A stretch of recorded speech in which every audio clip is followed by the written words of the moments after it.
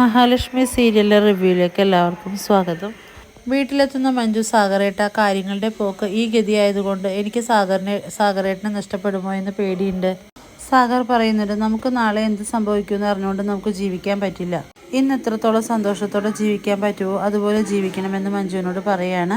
അപ്പോൾ മഞ്ജു പറയുന്നുണ്ട്, അങ്ങനെയാണെങ്കിൽ ഇനി ഒരു മുറിയിൽ നമ്മൾ രണ്ടുപേരും രണ്ടായിട്ട് കഴിയാൻ പാടില്ല എന്നും. സാഗറേട്ടനെ എനിക്കിപ്പോൾ വിശ്വാസമാണ്. സാഗറേട്ടൻ്റെ ഒപ്പം ജീവിച്ച് ഏട്ടൻ്റെ കുഞ്ഞുങ്ങളുടെ അമ്മയായിട്ട് ജീവിക്കാനാണ് എനിക്കിപ്പോൾ ഇഷ്ടമെന്നും അതിനൊരിക്കലും ഇനി ഏട്ടൻ തടസ്സം നിൽക്കരുതെന്നും മഞ്ജു പറയാണ്.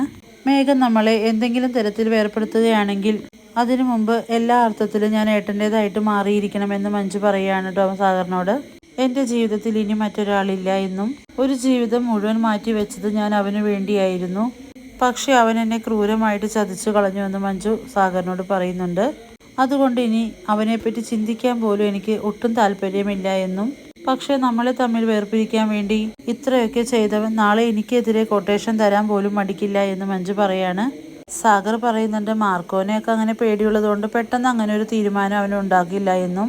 പിന്നെ മൂർഖനാണ് അച്ഛനും മോനുമെല്ലാം, അതുകൊണ്ട് തന്നെ തള്ളിക്കളയാനും പറ്റില്ല എന്ന്. അപ്പോൾ മഞ്ജു പറയുന്നുണ്ട്, അതൊക്കെ മനസ്സിൽ വെച്ചിട്ടാ ഞാൻ ഏട്ടനോട് പറഞ്ഞത് നമ്മളിനി രണ്ടല്ല ഒന്നാണെന്ന്. അത് നമ്മുടെ ബെഡ്റൂമിലും അങ്ങനെ തന്നെ വേണമെന്ന് സാഗറിനോട് പറയുമ്പോൾ സാഗർ ആകെ മഞ്ജുവിൻ്റെ വാക്കുകൾ കേട്ട് സന്തോഷിക്കുകയാണ്. സാഗർ മഞ്ജുവിനോട് പറയുന്നുണ്ട്, ഒരു പെൺകുട്ടി ആണിനോട് ഇങ്ങനെ പറയുമ്പോഴാണ് അവനൊരു ആത്മവിശ്വാസം വരുന്നത്.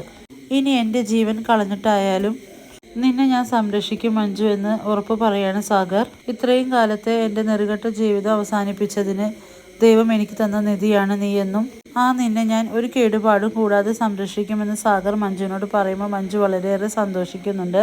ഈ റിവ്യൂ ഇഷ്ടമാവുകയാണെങ്കിൽ ലൈക്ക് ചെയ്യുക, സബ്സ്ക്രൈബ് ചെയ്യുക. മറ്റൊരു ഭാഗവുമായി വീണ്ടും കാണാം.